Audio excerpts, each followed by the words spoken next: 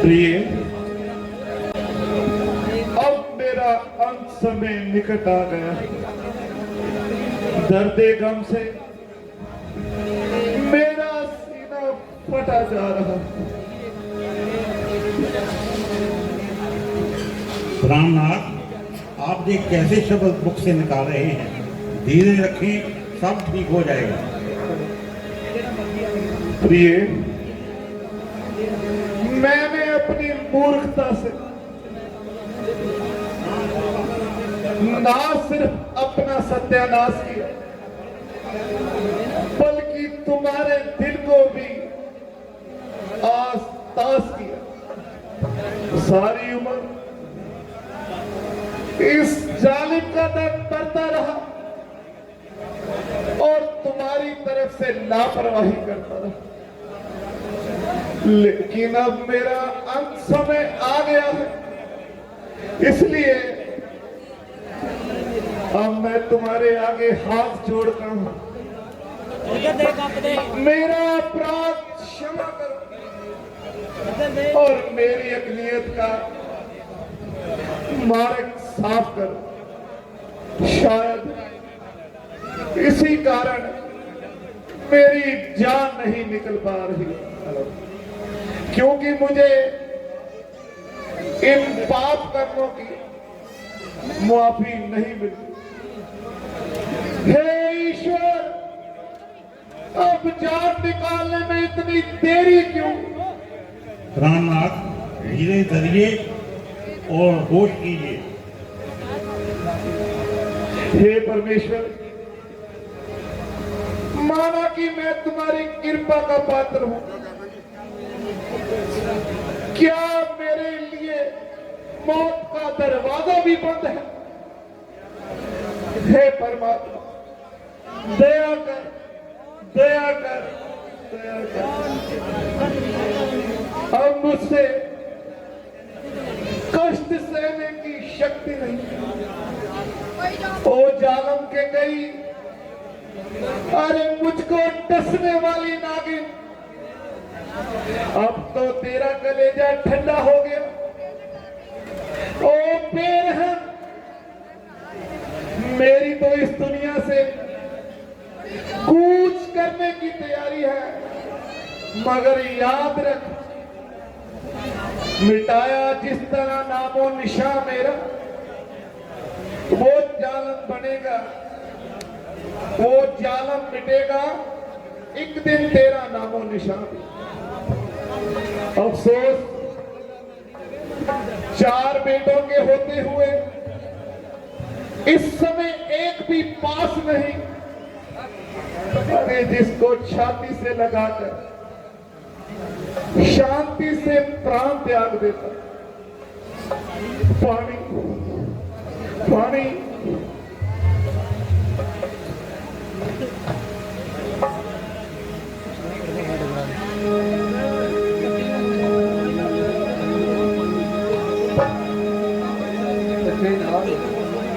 वंदना करता हूँ।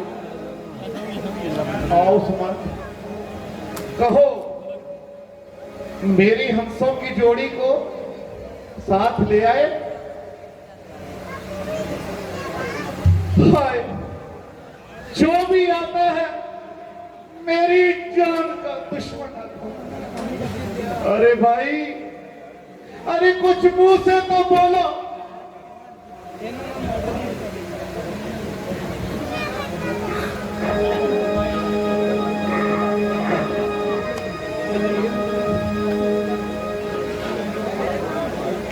आखिर कुछ कहोगे भी या यूं ही खड़े रहोगे? महाराज, मैं आपकी आज्ञा अनुसार रथ लेकर हाथ घोड़ों के साथ गया था। पहले तो उन्होंने रथ पर बैठने से इनकार किया, लेकिन बड़ी मुश्किल से मैंने उन्हें रजामंद कर दिया। शाम को राजा राम को चौपाल पर प्रयास किया, उसी रात को विश्राम किया। अगले रोज जब रामचंद्र जी सिद्धिकरण से व्यतीत हुए तो आपकी आज्ञा वैसे हुई। मगर महाराज क्या मजाल, जरा उन्होंने हिम्मत पाई हो, बल्कि मुझे ये कहकर तुम बिल्कुल शुदाई हो, जो मुझे कर्म कार्य से गिराकर पाप मार्ग पर चलाना चाहते हो। महाराज, उन्होंने तो राम पर कहा 14 वर्ष तक अयोध्या में कदम रखना मजबूर, देखना भी उनके लिए नामुमकिन है। मुझे मालूम था कि उनका वापिस आना सख्त मुहाल है। हाय, मेरी किस्मत टूट गई थी उम्मीद भी लौट गई। अच्छा, और भी कुछ कहा है तो बताओ। महाराज, उन्होंने आपको और माताओं को हाथ जोड़कर प्रणाम किया और ये पैगाम दे दिया है कि माता ककई को कोई तकलीफ ना होने पाए।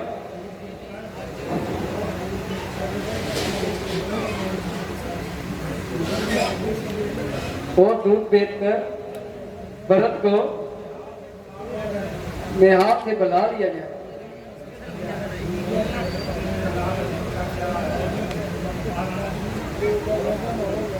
महारानी जी, उनकी तबीयत पर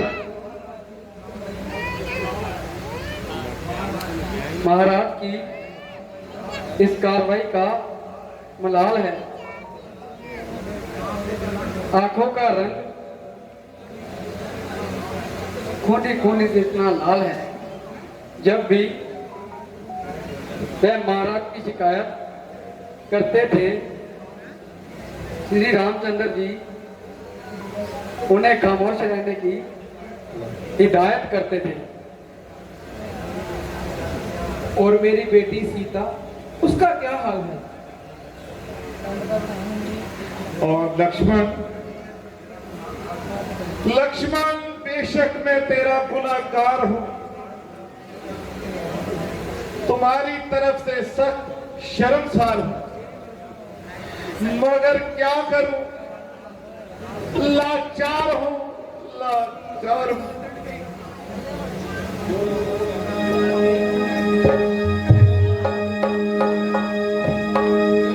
छोड़ मुझको किधर को पधारे, मुख दिखला राम प्यारे। छोड़ मुझको किधर को पधारे, मुख दिखला राम प्यारे।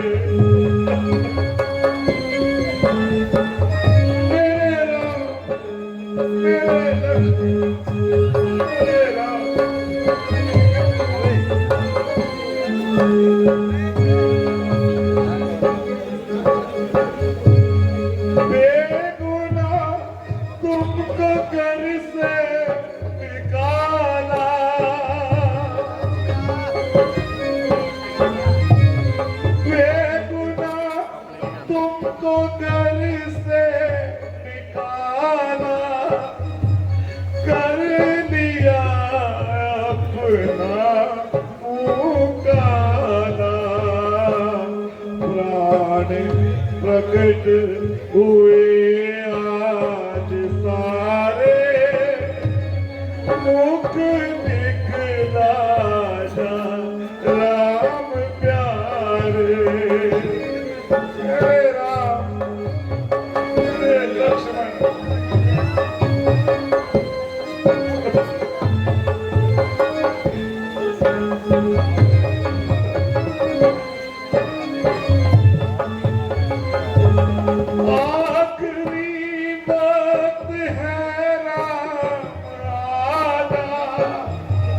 चाँद सा मुखड़ा दिखला जा।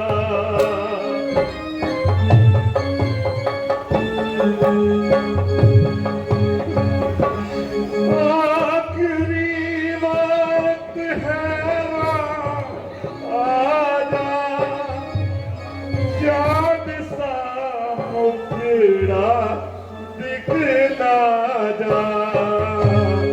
तेरे ना मिल मैं सकूंगा दोबारे, मुख दिखला जा राम प्यारे। मेरे राम मेरे लक्ष्मण,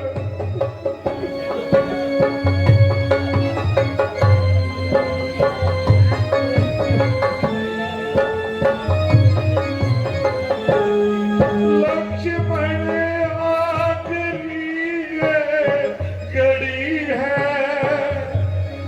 मौत मुंह खोल कर दर पे खड़ी है।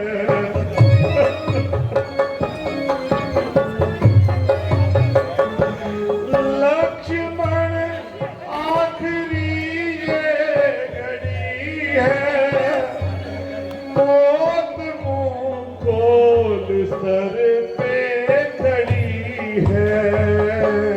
ओ तू ही आजा आँखों के तारे, मुख दिखला जा राम प्यारे।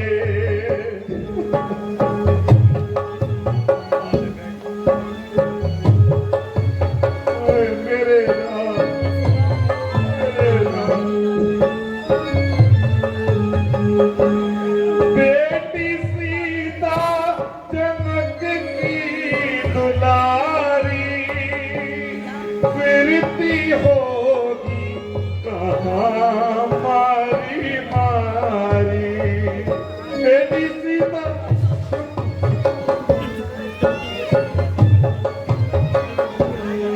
बेटी सीता जनक की दुलारी, भेंट होगी कहीं मारी मारी।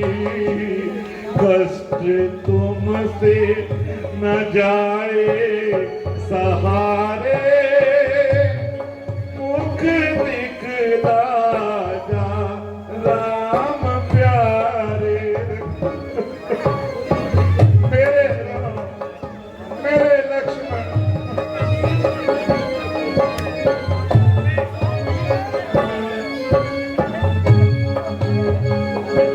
रोना आए तो क्या बेकसी का, इसमें दोष नहीं है किसी का। आप ही मारे जड़ से कुलारे, मुख दिखला जा राम प्यारे। छोड़ मुझको किधर को बदारे, मुख दिखला जा राम प्यारे। मेरे राम मेरे लक्ष्मण, बेटी सीता। महाराज, अब रोने से काम नहीं चलेगा। रामचंद्र जी का आना तो दुश्वार है। आप इस खानदान को संभालना आपके अख्तियार है। जो होना था सो हो चुका। अगर आप तबीयत संभालेंगे तो सारे राज्य खानदान को नष्ट होने से बचा लेंगे। जो नतीजा होगा वह साफ नजर आ रहा है, जिसका ख्याल आने से कलेजा सीने से निकला जा रहा है। गुरुजी, अब आपकी ये तसल्लियां मुझे फायदा नहीं पहुंचा सकती, क्योंकि गई हुई बात वापस नहीं आ सकती। ईश्वर की गति बड़ी प्रबल है, ये सब अपने अपने कर्मों का फल। बस बस याद आया, ऋषि शांतनु का श्राप ही मुझे याद आया। मुझे याद आया गुरुजी, एक रोज श्रवण नदी के किनारे जल भर रहा था। मैंने ट्रिक समझकर उसको मार डाला। पुत्र वियोग में मर रहे दंपति ने मुझे भी पुत्र वियोग में मरने का श्राप दे दिया। हाँ, वही श्रवण कुमार, हाँ हाँ वही श्रवण कुमार। वो देखिए, वो देखिए, वो खड़ा है श्रवण कुमार।